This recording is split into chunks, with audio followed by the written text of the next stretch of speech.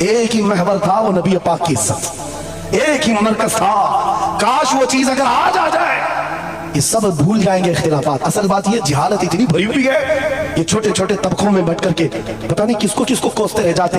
अरे जिसको बोलना हो उसको बोलने से पहले इतना तो सोचो, नबी की बात करता है, हुजूर का गुलाम, आशिक रसूल है। लेकिन एक बात, तुम खराबियां छोटी सी भी पा लेते हो तो चर्चा करते हो, इतना चर्चा करते हो। क्या ये फरिश्ते हैं? हर एक की गलतियां हैं, हर एक की गलतियां हैं। जितना चर्चा एक गलती को लेकर करते हो, कसम खुदा की बताओ, अपने दिल पर हाथ रखकर उसकी एक अच्छाई मिले तो क्या इतना चर्चा करते हो? क्यों नहीं करते?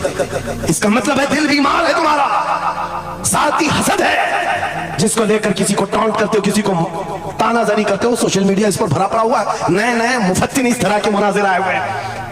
फितना अंगेज लोग, वो अपने दिलों का इलाज करें, वरना मुनाफिकत आ जाएगी, मुनाफिकों में शुमार होगा। अरे तुम्हारी एनर्जी गुस्ताखाने रसूल के लिए रखो, आशिकाने रसूल के लिए नहीं। जितनी ताकत लगाना है उन कुत्तों के खिलाफ लगाओ जो नबी पर भौंकते हैं और जो जिंदगी भर नबी की अजमत की नौकरी करते हैं। तुम्हारी जुबानें उनके लिए खुलती हैं। बहुत उम्दा। कैसा आलमिया है, कैसा आलमिया है।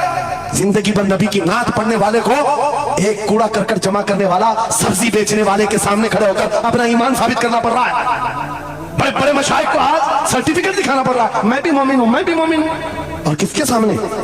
गली कूचों पर, नुक्कड़ पर बैठ करके मुनाजरे करने वालों पर, जिनके ईमान का कोई ठिकाना नहीं। लेकिन मैं आपको कहता हूं, इन गद्दारों से अपने आप को बचाओ। नबी की आजमत जिसके पास देखो, सारे इख्तिलाफात भूल जाओ, उसकी इज्जत करो, उसकी इज्जत करो। इसलिए कि कल क़यामत के दिन तुम्हें जब खड़ा होना है शफाअत के लिए, तुम भी उसी नबी को पुकारोगे, वो भी उसी नबी को पुकारे।